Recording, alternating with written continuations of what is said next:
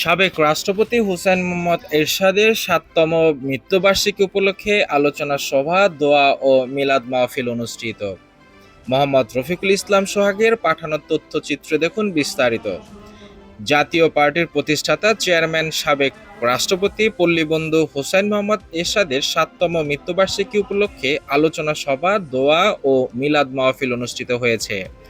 মঙ্গলবার বিকেল ৪টায় জাতীয় পার্টির সুনামগঞ্জ জেলা শাখার আয়োজনে শহরের উকিলপাড়া স্থানে প্রেস ক্লাবের হলরুমে আলোচনা সভা ও মিলাদ মাহফিল অনুষ্ঠিত হয়েছে। জেলা জাতীয় পার্টির যুগ্ম আহ্বায়ক চান মিয়ার সভাপতিত্বে ও যুগ্ম আহ্বায়ক গোলাম হোসেন অভির সঞ্চালনায় সভার প্রধান অতিথির বক্তব্য রাখেন সুনামগঞ্জ সরকারি কলেজের সাবেক ভিপি বীর মুক্তিযোদ্ধা সাইফুর রহমান শামচু। আলোচনা সভায় প্রধান বক্তার বক্তব্য রাখেন সুনামগঞ্জ জেলার জাতীয় পার্টির সদস্য সচিব অ্যাডভোকেট নাজমুল হুদা হিমেল।